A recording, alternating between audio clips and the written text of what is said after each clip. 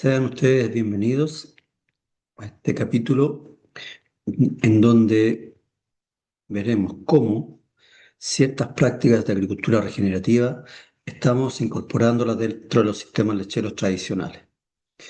Mi nombre es Sergio Iraira, trabajo en INIREMEWE y la presentación le hemos denominado Fortalecimiento de sistemas lecheros sustentables a través de prácticas de agricultura regenerativa. En primera instancia, debemos señalar o vamos a hacer una caracterización de los sistemas lecheros tradicionales. Estos están constituidos en primera instancia por praderas monofíticas, principalmente vallicas anuales o perennes, que realizan o los que reciben una fertilización química importante que incluye nitrógeno, fósforo y potasio.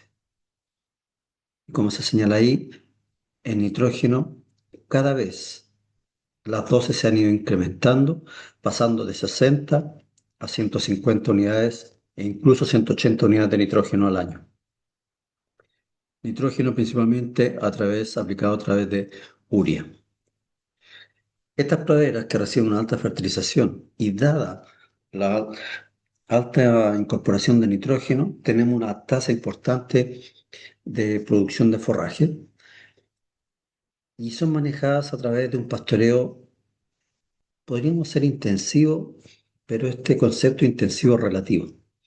Hemos encontrado a praderas que tienen una eficiencia de utilización de un 50, 52, 53, pudiendo optimizarla y llevándola a un 58%, siendo con ello entonces un sistema más eficiente en la producción, en la utilización del forraje, que de un costo relativamente barato, pero que pasa a ser caro en la medida que yo lo utilizo en forma inadecuada. Este hecho de manejar praderas con una baja eficiencia de utilización a veces, en procesos en donde la vaca tiene una capacidad de seleccionar en forma importante o en trabajar en rotaciones demasiado cortas, hace o genera que las praderas tengan una baja persistencia, lo cual lleva a la incorporación de nuevas, a la reincorporación de vallicas a través de establecimientos de praderas, principalmente con movimiento de suelo. Complementario a las praderas permanentes, hay un sector siempre del campo que permite cubrir los requerimientos de forraje en las épocas críticas dentro del año, en donde no tenemos tasa de crecimiento. Por ejemplo, en verano, vale decir enero, febrero, en donde se colocan normalmente cultivos de brásicas de crecimiento rápido, de manera tal que entre siembra y comienzo de utilización pasan alrededor de 70 días. Eso significa sembrarlas prácticamente en noviembre y a fines de octubre, inicio de noviembre, para ser utilizadas a partir de los primeros días de enero y prolongar su consumo hasta fines de febrero para nuevamente comenzar con laboreos de suelo para poder establecer una pradera permanente nuevamente.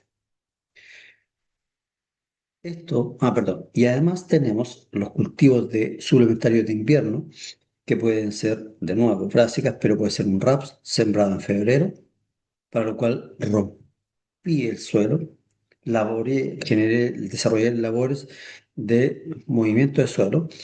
Por lo tanto, se siembra en marzo para comenzar en julio, prácticamente a su consumo, y se prolonga julio hasta agosto.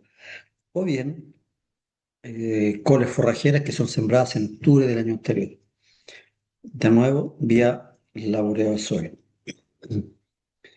Por lo tanto, hasta aquí la base forrajera está generando o requiere principalmente labores de cultivo a través de movimiento de suelo principalmente.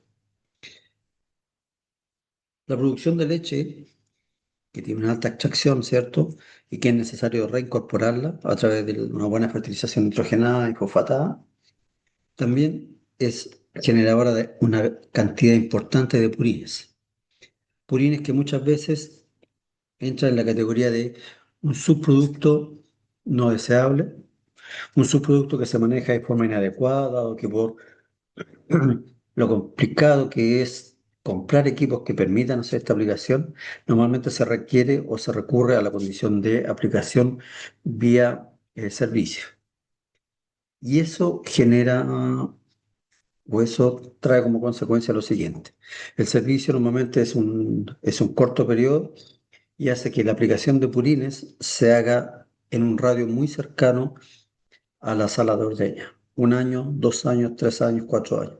Generando entonces con ello un aumento importante de potasio dentro del suelo con la aplicación de purín, lo cual genera un desbalance con respecto a los micronutrientes, dado que dosis muy altas de potasio generan una interrupción, una dificultad en la absorción de magnesio que trae como consecuencia vacas que reciben muy poca suplementación de magnesio, generando con ello hipomagnesemia principalmente en los primeros días por lactancia, postparto.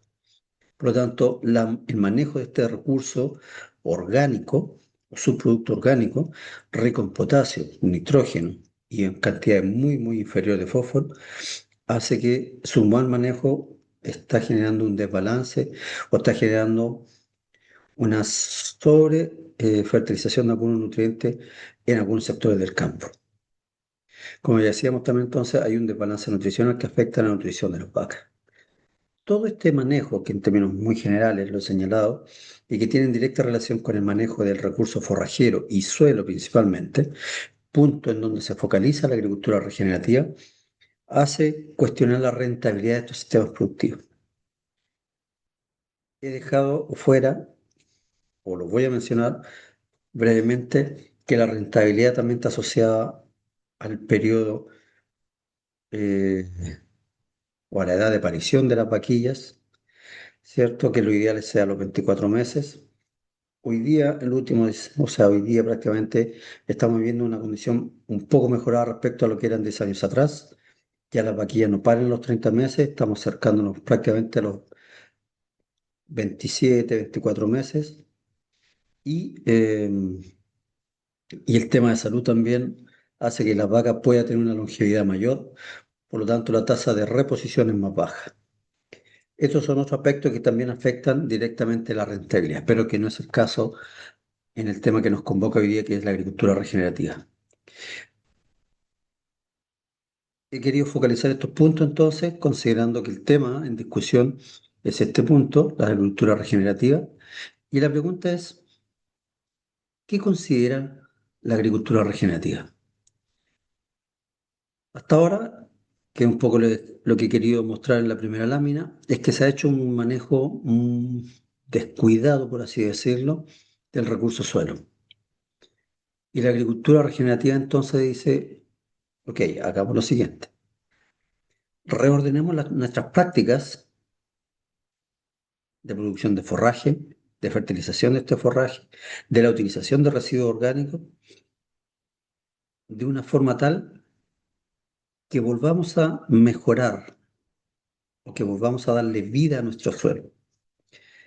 Suelo que permitirá entonces un mejor desarrollo de los cultivos y al mejorar esta condición y tener un buen desarrollo de los cultivos, me va a permitir mejorar la sustentabilidad medioambiental de la producción lechera. En ese sentido, entonces, ¿qué considera la agricultura regenerativa? Punto uno, y asociado directamente con el suelo, es rehabilitar este suelo, que ha sido manejado de una forma bastante extractiva y desbalanceada. Mantener la fertilidad del área del cultivo, es decir, en aquellas zonas, entendiendo como cultivos praderas o cultivos suplementarios. Y obviamente implementar prácticas que salvaguardan la salud del suelo. Los tres primeros puntos tienen directa relación con el sustrato principal sobre el cual se desarrolla nuestra agricultura, nuestra producción de leche, el suelo. Además, señala que es necesario, importante, preservar una biodiversidad. La agricultura regenerativa también me permite mejorar la resistencia climática, ya lo pasaremos a mencionar o a describir un poco más adelante. Y si yo sumo estos 5 puntos, con la aplicación de ciertas prácticas de la agricultura regenerativa, me voy a asegurar que voy a aumentar mi producción y rentabilidad de la unidad productiva. Y lo más importante, generaré un menor impacto ambiental por el desarrollo de este sistema productivo de forma intensiva. Los principios de la agricultura regenerativa, uno se refiere a la eliminación del tratamiento mecánico y físico del predio. Causa, reducir la compactación del suelo, reducir el sobrelaboreo, favorecer, eliminar las posibilidades de menor aireación, retención de humedad y bajo la mirada o bajo la lupa ambiental, tener pérdida de carbono del suelo. Los suelos son los mayores reservorios de carbono. Su ruptura, su laboreo, hace que este carbón se pierda, teniendo un impacto súper importante, relevante en la condición climática que hoy nos apremia. Lo otro, y siempre cuidando el suelo, es reducir los periodos o reducir las posibilidades de tener suelo desnudo, especialmente en la época de máxima lluvia, que es invierno, debido a que es generadora de erosión. Suelo desnudo aumenta la posibilidad de erosión, arrastre de suelo, pérdida de nutrientes, contaminación de los ríos. Es una seguidilla, es un efecto dominó que el solo hecho de no tener cubierta vegetal trae como consecuencia una pérdida de fertilidad del suelo y contaminación de los esteros, que afectan en forma importante. El aumento de la biodiversidad. Esto está relacionado a que hoy día prácticamente tenemos praderas en la lechería, praderas monofíticas, por la sencilla razón que la vallica es una especie que tiene un muy buen crecimiento durante el año. Si bien cae en verano en forma importante, hoy se ha tratado de solucionar esa menor producción por la aplicación de riego. Pero cabe señalar que las vallicas, recuerden que son de condición de clima templado, por lo tanto, sobre 25 grados de temperatura, la tasa de crecimiento de esas vallicas disminuye. Y aunque yo la riegue, sí voy a tener crecimiento, pero no en la forma que la tuviera si no excediera los 25. Por lo tanto, hoy día, obviamente, uno dice, apliquemos riego, veamos la tasa de crecimiento que tenemos y con ello hay que determinar cuánto nos cuesta ese kilo de materia seca adicional. En invierno también tenemos menor tasa de crecimiento y ahí estamos obligados a suplementar, que es parte del sistema. Por lo tanto, al decir biodiversidad dice, ok, salgamos un poco de la condición de una pradera monofítica e incorporemos un pool de especies que me permita cubrir esos periodos de déficit forrajero, pero no rompiendo e incorporando un cultivo y después volviendo a romper el suelo y volver a cultivar el suelo, ¿cierto? Para establecer otra pradera.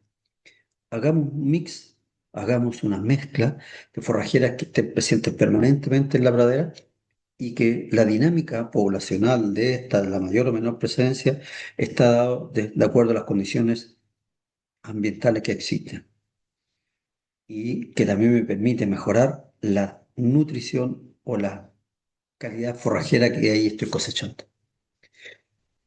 Adicionalmente, se habla de la incorporación, al hablar del aumento de la biodiversidad, de la incorporación de árboles dentro del entorno, por una condición muy simple y fácil de ver, que se ha visto en forma importante durante esta última temporada, que es el aumento de la temperatura estival, genera condiciones de estrés calórico y disminuye eso la producción de leche, generación de sombra. Por lo tanto, es importante. Segundo, los árboles permiten tener una mayor captura de carbono, lo cual hace que estos predios sean, bajo una mirada ambiental, pueden ser más carbono neutral, tienen más posibilidad de ser carbono neutral. Si lo pastoreo en invierno también me permite que los árboles den un grado de protección y por lo tanto a los animales y por lo tanto pueda tener un impacto positivo en la producción de leche, porque destino menos energía a mi producción, a mi mantención, perdón, y más a mi producción. Lo otro se refiere a trabajar y que va muy de la mano con la biodiversidad de las praderas y que se refiere a lograr mantener una buena persistencia. Y eso significa entonces la conservación y la activación permanente de una adecuada tasa de crecimiento. Las raíces nacen, están un tiempo, mueren. Y necesitamos mantener esa buena tasa de crecimiento de raíces, que tiene una ventaja para la planta, ¿cierto?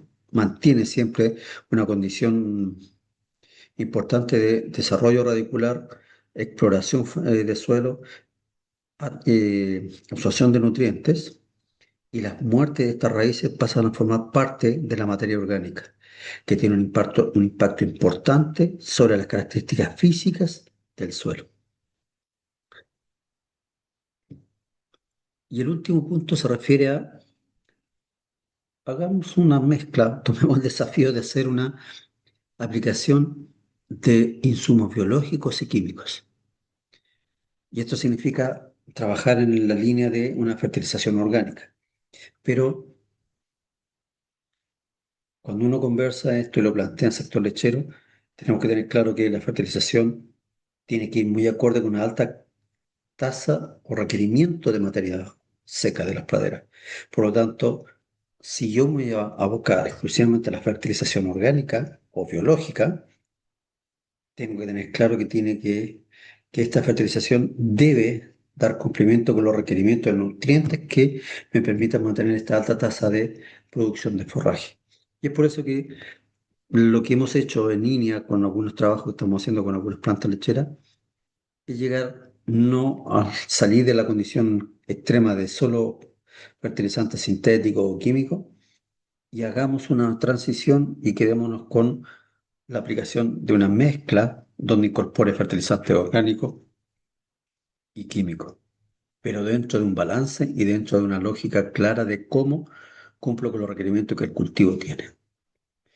A continuación, lo que les queremos presentar son algunas líneas que hemos ido desarrollando de manera de ir poniendo un poco en línea o en terreno lo que hemos conversado hasta ahora. Es decir, prácticas de manejo físico del suelo, reducir las prácticas. Aquí podemos mencionar lo siguiente. Hoy día existe la política, bajo este enfoque regenerativo, de elaborar lo menos el suelo posible. En esta gráfica lo que estamos mostrando es cómo es el movimiento de los principales nutrientes en el suelo. Vale decir, el fósforo se mueve en los primeros 3 centímetros, el calcio en 5 centímetros, el potasio puede moverse hasta los 20 centímetros. El nitrógeno, claramente que se mueve y se desplaza rápido, y es ahí donde tenemos que hacer, cuando hacemos aplicación importante de nitrógeno, tenemos que tener cuidado que no llueva, porque si no se le exivia y lo perdemos. Y ese nitrógeno exiliado va a contaminar nuestros cursos de agua, que tiene un impacto, por lo tanto, ambiental. Y ahí, por lo tanto, la normativa en países más desarrollados, en donde les dice, usted no puede aplicar más de 120 unidades en el año, y controladas, auditadas. Tenemos que aprender de ahí y tenemos que tener claro que el nitrógeno yo lo debo aplicar, pero en forma muy precisa y una cantidad eh, limitada para optimizar su aplicación. Y el azufre también se mueve en un rango de hasta 50 centímetros y también es fácilmente lixiviado.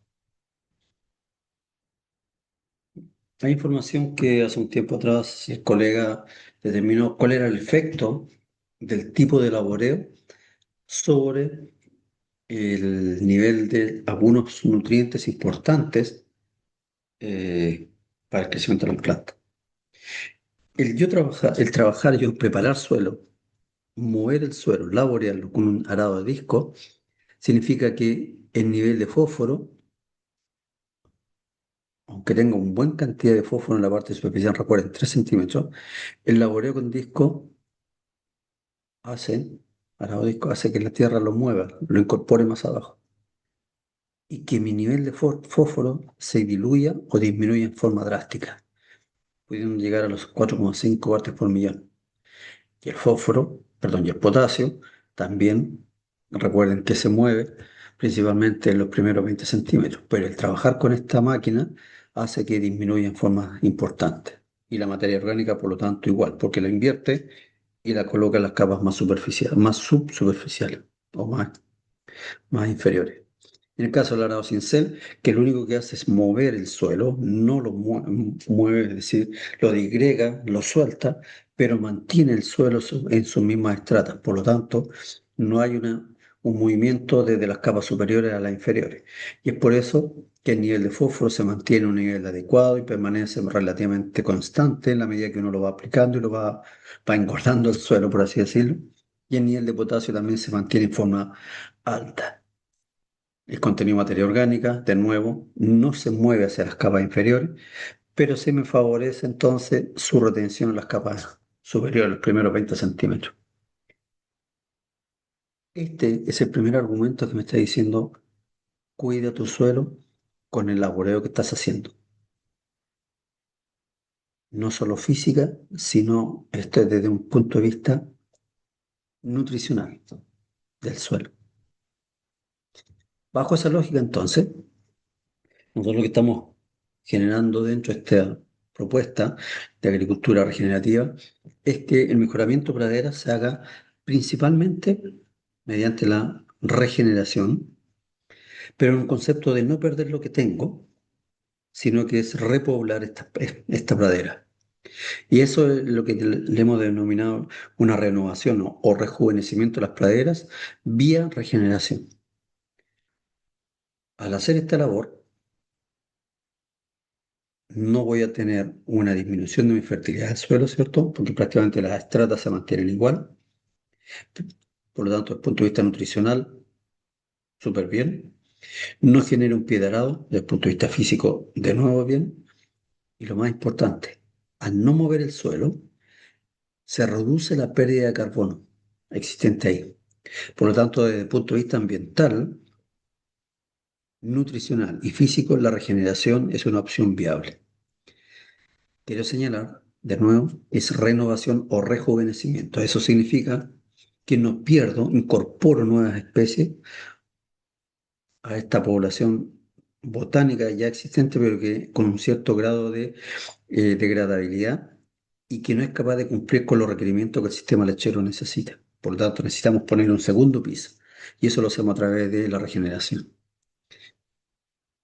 La labranza o el movimiento de suelo lo estamos tratando de manejar bajo la lógica de aquellos pocheros que durante invierno fueron muy laboreados, muy dañados por anegamiento, ¿cierto? Por movimiento de hacinamiento de animales que generó una destrucción de la superficie.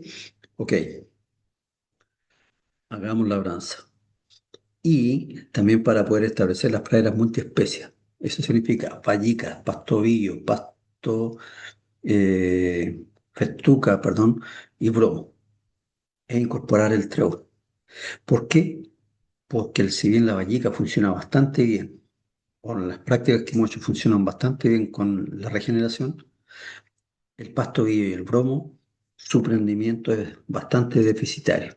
Por lo tanto, la propuesta que se hace es establezcamos estas multiespecies, laboremos el suelo una sola vez, pero no con arado disco, sino aquellas que nos permiten soltar, dar mayor aireación, dar una capa de semilla más adecuada sin perder el nivel de fertilidad que existe.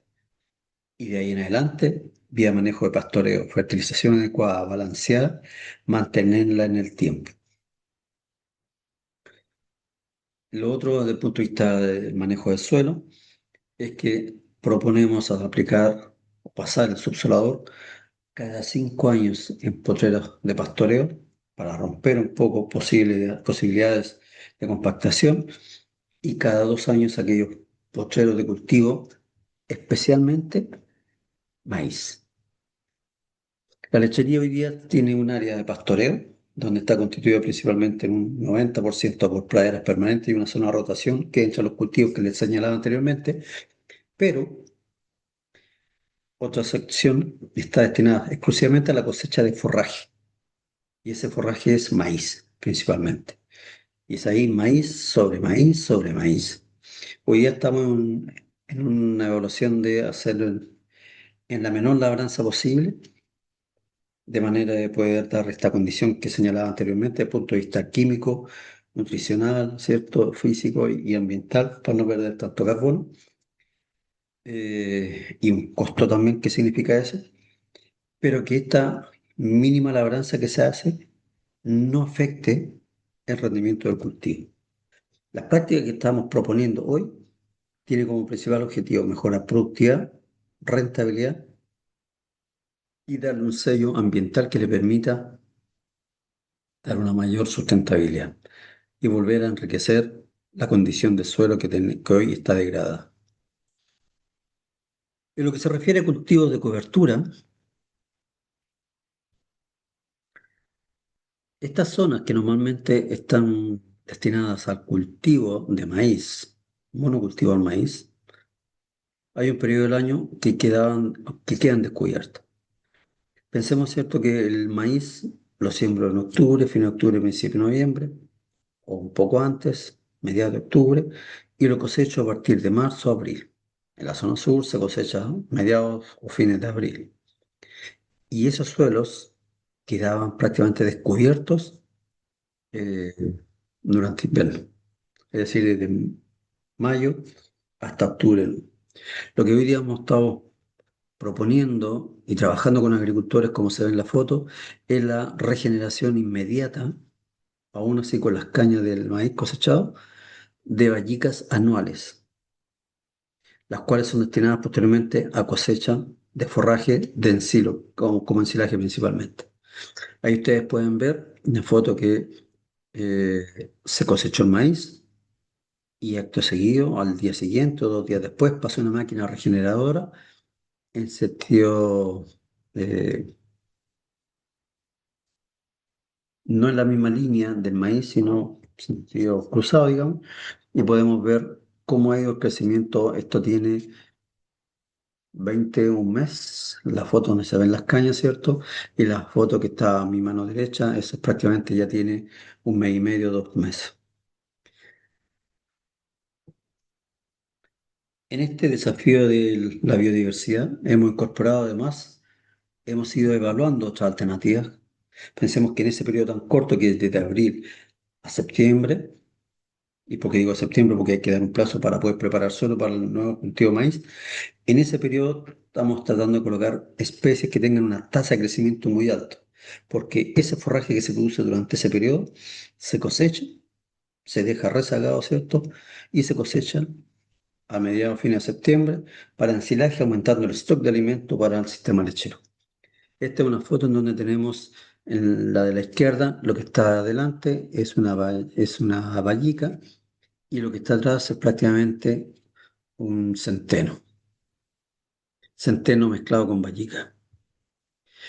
También nos interesaba incorporar leguminosas y hicimos una evaluación de trébol anual con una vallica anual en el periodo mayo-octubre. Y ahí ustedes pueden ver las fotos, cómo es la productividad que pudieras tener. Lo importante de esto es que con la leguminosa estamos mejorando la riqueza del suelo desde el punto de vista de aportando nitrógeno, ¿cierto?, atmosférico vía rizodio. El rendimiento de algunos cultivos, de algunas experiencias que hemos estado haciendo entonces, es en este periodo prácticamente abril, septiembre, mediados, inicio de octubre. En el caso del Valleca Centeno, 5.200 kilos de materia seca, con la calidad que ustedes pueden ver ahí, muy buena en términos de proteína. También la Vallica Avena, 5.100, Vallica Trébol, 4.800 y Vallica Vicia, 5.200, en donde tenemos un nivel importante de proteína con 17, casi 18% y de energía también es muy relevante. Esto es la zona de Los Ángeles. Sin embargo, en la zona de Osorno, que es lo que hemos hecho, aquí tenemos dos productores que luego de su siembra, su cosecha de maíz, ¿cierto? En que el periodo noviembre-abril tienen una producción de 19 toneladas. Ellos incorporan desde mayo hasta octubre avena, que tiene un rendimiento 5.300 kilos de materia seca. Esta práctica entonces favorece la menor posibilidad de erosión por tener cultivos de cobertura. En el caso de la biodiversidad, aquí, como les señalaba anteriormente, la idea es incorporar otras especies que nos favorezcan una mejor condición nutricional del suelo, pero también una mejor condición nutricional para la vaca que pastorea. En el caso del trébol, al incorporarlo dentro de las praderas permanentes, siempre piensen que estamos hablando de ojalá praderas permanentes que puedan tener 6, 7, 8, 9 años y de ahí volver a rejuvenecerla. Lo importante del trébol es que aumenta en forma importante, significativa, la cantidad de proteína de alta calidad en la dieta del pastoreo. Este mayor aporte de nitrógeno en el suelo, ¿cierto? También se genera por una buena efectividad del rizobium, pero para que funcione el rizobium y el trébol necesitamos tener buenas condiciones de fertilidad, fósforo, azufre, calcio y un pH adecuado. Y es ahí donde entonces mi primera práctica está dirigida principalmente a mejorar la condición de suelo, la fertilidad del suelo, que hoy día la hemos trabajado de una forma muy extractiva. El tener una buena cantidad de trébol, hace un tiempo atrás un colega Toiber que trabajaba conmigo en Remehue, determinó que la cantidad de nitrógeno, perdón, que se podría incorporar el trébol en la pradera, estando este más o menos en un 3,5%, podría llegar a aportar con 45 o 50 unidades de nitrógeno. Lamentablemente, ese nitrógeno se concentra principalmente en primavera, pero aunque sean 45 unidades, significa una aplicación y media de nitrógeno menos. Y eso por hectárea son varias toneladas. Y eso en el ejercicio del año son sus buenos pesos. Lo otro es que también al tener menos fertilización nitrogenada, disminuye los riesgos de la generación de óxido nitroso y con ello gases de efecto invernadero, calentamiento global. Aporte de energía a la dieta se requiere, ¿cierto? Y lo más importante es que este nitrógeno que aporta el trébol en forma natural es absorbido y utilizado por la vallica, lo cual favorece su crecimiento.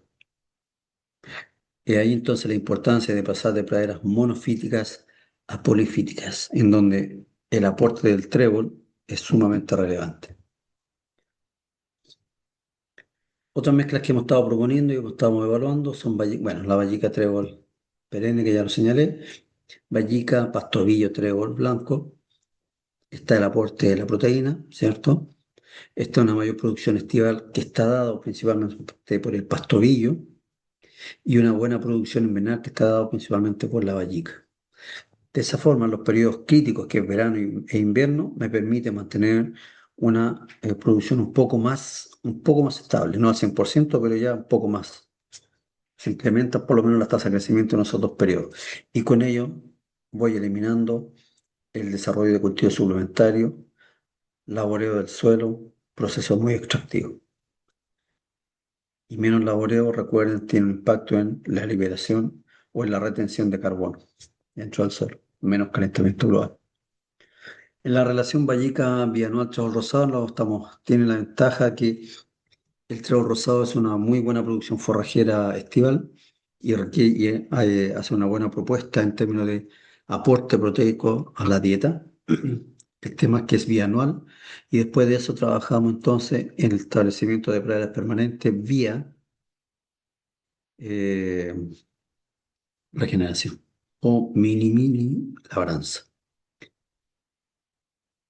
Una opción que se está evaluando es la mezcla vallica perenne, pastobillo, siete venas, El pastorío está aportando a la mayor producción estival, la vallica a mayor producción invernal, se reduce con la 7B en el crecimiento de su raíz pivotante, me permite reducir compactación y algunos trabajos que se están haciendo en Nueva Zelanda dicen que incorporar la 7B dentro de la dieta hace que se reduzca la pérdida de nitrógeno vía orina, por lo tanto, menor óxido nitroso.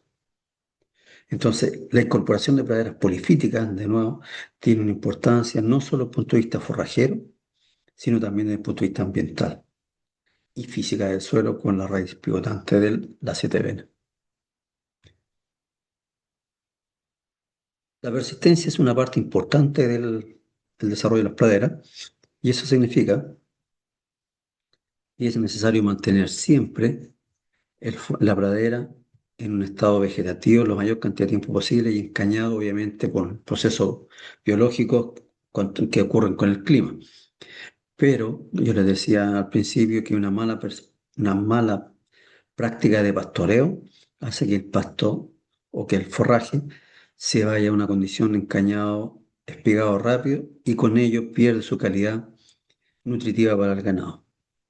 En un estudio en donde comparamos, este estudio fue hecho hace mucho tiempo, en donde comparamos el forraje que consumía el animal en un sistema de pastoreo intensivo o de franja, ¿cierto?, de cambio diario, versus pastoreo tradicional, y vemos que los niveles de proteína y los niveles de energía consumidos en un sistema de pastoreo tradicional, donde hay un proceso de selección de por medio, eran mucho menores durante todo el año en relación a un sistema de pastoreo intensivo, en donde el animal no hace selección, en donde el animal prácticamente consume todo lo que está como oferta, favoreciendo un adecuado rebrote, pero siempre y cuando yo aseguro un periodo de rezago para cada una de las especies que allí existen, que me permita acumular reservas para poder tener un crecimiento o un rebrote adecuado y no favorecer o no generar con un pastoreo una rotación inadecuada, muy corta, llevar a una degradación de la pradera, por lo tanto una menor persistencia. Tenemos una serie de cultivos suplementarios hoy que estamos tratando de reducir, si bien tenemos el desarrollo o el periodo en que estos forraje es utilizado, ¿cierto? Por ejemplo, en el caso de la chicoria, enero, febrero, marzo, que es el sector amarillo, estamos tratando de incorporar chicoria con vallicas, de manera que la vallica permanezca y el cultivo suplementario, o sea, esta mezcla la coloque una sola vez y después puede permanecer con una pradera permanente, que hoy es una vallica, pero que estamos viendo de qué forma podemos hacer esta mezcla de vallica, pastobillo, sitevena, que es una de las alternativas que señalaba anteriormente, podemos ir conjugando para poder incorporarla al productor, favoreciendo condiciones de suelo, menor movimiento de suelo, no preparación de favoreciendo un adecuado balance de nutrientes, mejorando la calidad forrajera y mejorando todo lo que es la microbiología del suelo, que es súper relevante. Al hablar de biodiversidad, no estamos hablando solo de cultivos. La foto que está a mi izquierda, cuando está el cultivo suplementario de verano, ustedes pueden ver que el animal está expuesto a una condición de sol casi en un 70%, 80%.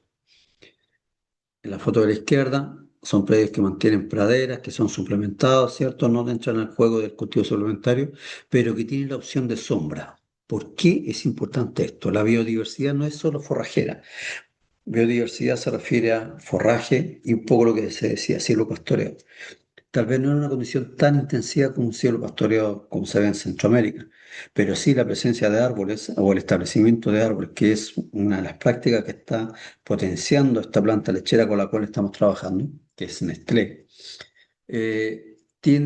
o sea, el trabajar con árboles tiene como objetivo poder dar una condición de sombra en el invierno y de protección de la lluvia y el viento en el verano, perdón, de sombra en el verano y de protección de lluvia y viento en el invierno.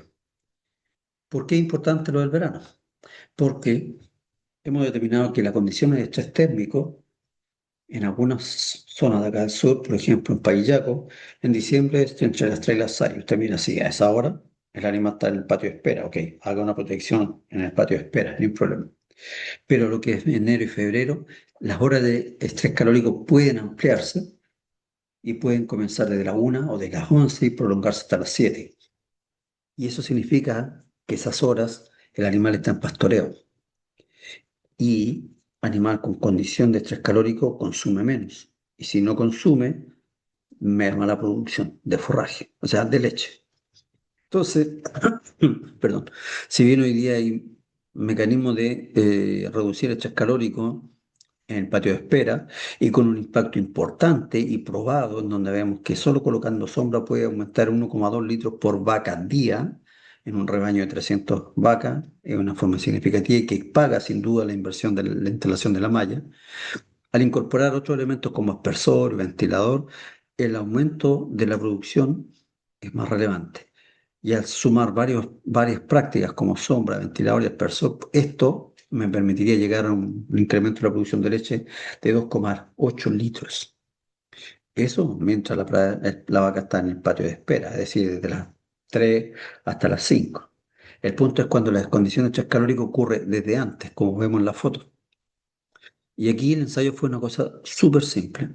Había una parte del lote que no tenía acceso a sombra y otra que sí. Durante las 6 de la mañana y las 2 de la tarde, que es cuando los animales iban a la sala de espera. Durante todo ese periodo el animal estaba consumiendo el cultivo suplementario. ¿Por qué de nuevo es importante la biodiversidad? Y eso se refiere a árboles, la presencia de árboles. Porque la producción de leche del grupo que estaba sin sombra era de 21,3 litros y con sombra llegamos a los 23. Es decir, el solo hecho de tener sombra del animal, imagínense, hasta las 2 de la tarde puede tener un incremento de 1,6 litros. Biodiversidad es importante, presencia de árboles es importante. Otra práctica que estamos haciendo es la incorporación de sombreaderos móviles que van desplazándose junto con el movimiento que tienen las vacas en el pastoreo. Y esto lo que queremos mostrar es que la vaca, al tener sombreaderos, que es la barra de color rosada, ¿cierto? Al principio, cuando la temperatura es baja todavía, hasta las 12, lo soporta. Pero a la medida que la temperatura sigue aumentando, el animal se desplaza un porcentaje de este desde los sombreaderos hacia los árboles. El punto está que si no tengo árboles, el animal se va a permanecer ahí, que viene adecuado sin duda, pero que va a tener una merma también en la producción de leche. Es un poco lo que estamos viendo aquí. Si yo no tuviera, si tuviera vaca bajo una condición expuesta al 100%, la leche disminuye en un 11%. Si yo le doy la condición de sombreadero como esto, también merma la leche, pero solo en un 2,8, un 3%. Y si tiene árboles, la producción de leche disminuye sin duda en un 2%. Aquí cobra, por lo tanto, relevancia el tener una disponibilidad de árboles que me permita favorecer o reducir las condiciones, mejor dicho, de estrés calórico. En cuanto a la aplicación de insumos biológicos, se refiere esto principalmente, perdón por el título, es la aplicación de purines. Si yo hago un esquema tan simple como este, en donde tengo 140 vacas masas y hago la distribución de estas durante el año, veo la producción de purines y determino en meses claves en que yo pudiera aplicar el purín. Por ejemplo, en el mes de marzo, porque enero y febrero no voy a aplicar purines por un tema ambiental, ¿cierto? Y no voy a tener respuesta en la pradera. Entonces, tengo el pozo que me permite acumular 2 meses, aplico. Viene abril y mayo, vuelvo a aplicar. Junio, julio, agosto, vuelvo a aplicar en agosto. Junio y julio aplico, acopio, porque no es recomendable aplicar purina en esos meses. Septiembre acumulo y octubre, ¿cierto? Va a ser una nueva aplicación y noviembre y en diciembre vuelvo a hacer otra aplicación. Lo que estoy haciendo aquí es tratar de llevar un poco la aplicación de purina a los momentos que yo hago aplicaciones de nitrógeno. Por lo tanto, lo que yo hago en definitiva es aplicar una cantidad de nutrientes, como vemos aquí, nitrógeno, 20, 12, 15, 12, 23, por la cantidad de purines, 2 fósforo, potasio, y la complemento con una fertilización adicional o una fertilización química. El hacer esta práctica me permite reducir la cantidad de recursos para la fertilización que yo pudiera hacer, porque en vez de estar aplicando el ahorro, por ejemplo, para aplicar 147 unidades de nitrógeno, 118 de fósforo y 106 unidades de potasio, por la fertilización sintética me saldría 475.000 pesos. Sin embargo, al utilizar esta mezcla purín químico, esta llegaría a 338, es decir, me podría estar reduciendo 136 lucas, 136.000 pesos por hectárea. Y eso en una cantidad determinada, ¿cierto? Según este ejercicio, veíamos que podíamos ahorrarnos hasta 10.000 pesos, 10 millones, perdón, en el ítem fertilización. El hacer esto con la fertilización química versus, no, química orgánica, química más orgánica, tiene varias ventajas. Uno es que estoy incorporando materia orgánica a mi suelo. Estoy engordando de nuevo mi suelo. Le estoy retribuyendo materia orgánica que me va a permitir mejorar porosidad, estructura del suelo, capacidad de retención de humedad. Y lo más importante, estoy inyectando material orgánico rico para fortalecer o para mejorar la cantidad de microbiología activa en el suelo y mejorando también, al incorporar la materia orgánica, un reservorio de nutrientes que son sumamente relevantes para el crecimiento del forraje y de los microorganismos. El punto está que cuando yo aplico purines, normalmente, según los trabajos hechos por Salazar acá en Remegua, dice los purines, dada la condición que se utilizan hoy día, estos pueden tener de un rango de 2,5, 2,5% de materia seca. Eso significa que el nivel de nitrógeno está alrededor de 1,22 kilos de nitrógeno por cada 1.000 litros. Entre 0,36 ya 0,40 kilos de P2O5 por 1.000 litros de purín. Y entre 0,90 aproximadamente kilos de potasio por litro de purín. Lo que nosotros queremos y estamos proponiendo es que él haga un proceso de separación de los sólidos de los líquidos. Estos líquidos volver a utilizarlos, ¿cierto? En el lavado del patio, y lo utiliza como vehículo entonces para arrastrar la parte más sólida e ir concentrando los purines en un sector. Y luego por rebalse pasa al agua verde que se llama y vuelvo a reutilizar. Eso trae como ventaja que uno tenga menos requerimiento de espacio para el pozo purinero y lo más relevante es que aumento la concentración de mi purín y pasaría de un purín de un 2% podría llegar a un 5%. Y cada vez que yo aplico nitrógeno, o sea, aplico purín, pensando en que lo que yo quiero con el purín es aplicar 30 unidades de nitrógeno, en vez de estar aplicando 28.000 litros, estaría aplicando 15.000 litros. Es decir, estaría reduciendo en un 45% la dosis de purines, lo que trae un impacto importante, relevante, desde el punto de vista económico, ambiental y de aprovechamiento, porque estoy aplicando un nivel, una cantidad menor, no solo, o sea, de nitrógeno bien, pero de potasio también mucho menos. ¿Por qué es importante el potasio? Como lo señalábamos anteriormente, porque me genera un desbalance entre potasio y magnesio, magnesio-calcio. Por lo tanto, si bien tiene la ventaja de aportar mucha materia orgánica, activar la microbiología del suelo, mejorar la retención de humedad, la porosidad del suelo, también tiene un impacto negativo dentro de la nutrición de la planta. Y eso entonces lo puedo jugar, lo puedo manipular a través de aplicaciones de purines, pero en menor cantidad, más concentrado.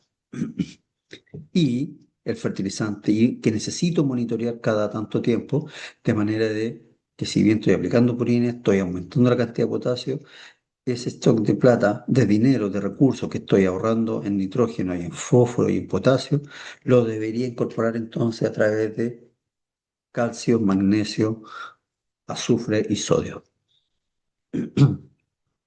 ¿Cuál es la estrategia que estamos haciendo en este sentido? Entonces, mapeamos y definimos sectores para los distintos nutrientes, por ejemplo, potasio, azufre y fósforo, y vámonos al potasio.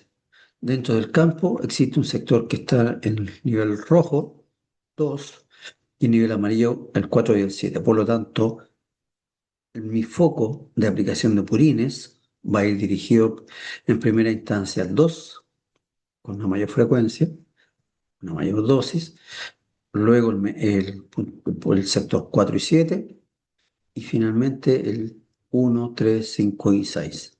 Voy a volver a aplicar purines, pero en una menor intensidad que el otro sector, dado que su nivel está más adecuado. Al hacer esta aplicación de purines, hemos encontrado una parte importante además. Junto con reducir la cantidad de nitrógeno, fósforo y potasio entre la fertilización tradicional anual, hemos visto que la pradera ha respondido en forma importante. Y eso significa, recuerden que yo les decía que uno de los puntos críticos es el invierno, junio, julio, agosto. Y muchas veces cuando existe un sobrepastoreo en agosto, la pradera cuesta que despegue, que arranque su crecimiento primaveral, como se refleja en la línea roja, que es la respuesta de la pradera normalmente cuando se maneja con una fertilización mixta. Al incorporar esta estrategia de mixta y orgánica, pensando con todos los beneficios que señalábamos anteriormente, ¿qué es lo que trae como consecuencia? Que la pradera, si bien disminuye su tasa de crecimiento en invierno, este menor crecimiento es mucho más reducido y comienza su crecimiento de inicio de primavera mucho más temprano. Por ejemplo, en vez de tener una tasa de crecimiento de 9, es 13. En vez de ser 13, es 22 en agosto.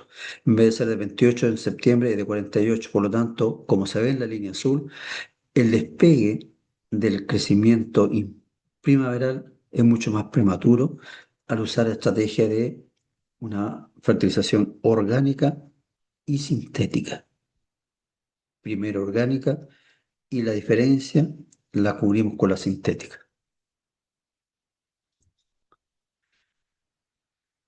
El trabajo de usar esta mezcla, hemos tenido algunos resultados. Por ejemplo, en el caso del maíz, hemos sustituido 700 kilos de mezcla a 25,025, ¿cierto? Con 120.000 litros de purines que se aplican presiembra, y el rendimiento no se vio afectado, obteniendo los mismos 18 toneladas de materia seca que se tenía en un cultivo con fertilización química. Al utilizar el purín como fertilizante para el cultivo eh, invernal, ¿cierto? Como intercultivo, sustituyó el superfosfato triple y la urea a la siembra, más el potasio, es decir, esas unidades que aparecen ahí indicadas. ¿Y qué es lo que hicimos? Aplicamos 80.000 litros de purines más 22 toneladas de estiércol pre-siembra, nada más. Y el rendimiento que tuvimos fueron 10 toneladas de materia seca. Esto es la zona de Los Ángeles, los dos. No, perdón, el primero en Osorno y el segundo en Los Ángeles. Perdón. Y aquí tenemos la pradera permanente, en donde sustituimos parte de la fertilización anual, es decir, 90 kilos de nitrógeno, por 53.000 litros de purines con un 4% de materia seca, es decir, tiene mayor cantidad de nitrógeno, y la pradera mantuvo su nivel productivo, incluso la incrementó, y tuvimos 11,6 toneladas de materia seca en el año. Estos son resultados obtenidos en Los Ángeles, el último, el maíz y vallica en Lozán, el último, perdón, en Osorno, este del medio vallica maíz en Los Ángeles y el maíz en Osorno. Al trabajar en esta lógica de una fertilización mixta, orgánico, y la diferencia con sintético. Bueno, aquí vemos el caso del maíz, ¿cierto? En la persona y cómo su tasa de crecimiento no se vio afectada. Y lo que estamos haciendo además hoy día es manejar los residuos orgánicos sólidos, es decir, todo lo que es eh, tipo cama caliente, compostándolo con esta máquina, que en vez de tenerlo, en lugar de tenerlo un año en este proceso de descomposición, en donde se libera mucho amoníaco, ¿cierto? Lo que estamos es acelerando su proceso de descomposición y lo estamos llevando a un compuesto, o sea, a un producto compostado con este tipo de máquina, lo cual va a ser incorporado posteriormente en el suelo a través de un producto más estabilizado y con menos nivel de contaminación. Por lo tanto, las ventajas de la agricultura regenerativa en el aspecto de mejoramiento del suelo, de salud del suelo, es que permiten, uno, a reducir sistemas o técnicas que dificulten o que alteren su estructura o que dañen su estructura, prácticas que estamos aplicando, prácticas que me permitan aumentar el nivel de materia orgánica del suelo y también de microorganismos beneficiosos, como por ejemplo a través de la aplicación de purines. Dos, es que el mejoramiento de la biodiversidad, que significa impulsar a través de cultivos de rotación, a través del ganado, praderas polifíticas y la integración bosque-pradera y bosque-ganado, me permite mejorar esta biodiversidad, que tiene un impacto no solo sobre el suelo, que es nuestro primer foco, sino sobre también la producción de forraje y además sobre el comportamiento o la respuesta productiva del animal.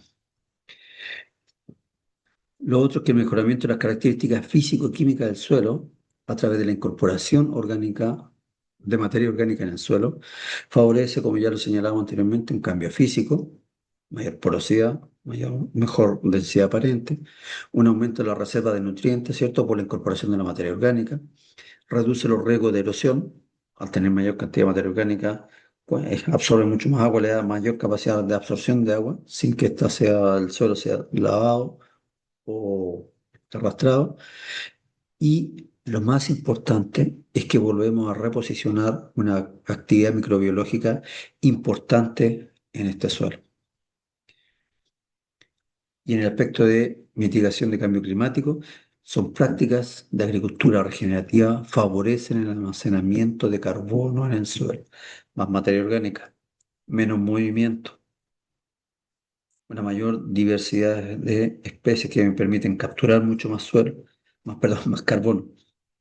La incorporación con árboles, mayor captura de carbono, por lo tanto, tiene un impacto relevante dentro del cambio climático. Con todo lo que le hemos dicho, entonces, volvemos a presentar este dibujo que inicialmente y nos permite con ello tener una fertilización más balanceada, es decir, purines más una fertilización química que incorpore los elementos que no está aportando la materia orgánica, ¿cierto? Y o purines, es decir, calcio, magnesio, azufre y necesito balancearla, pero ya hay una parte importante de reciclaje de nutrientes, incorpora principalmente el purín y los residuos orgánicos.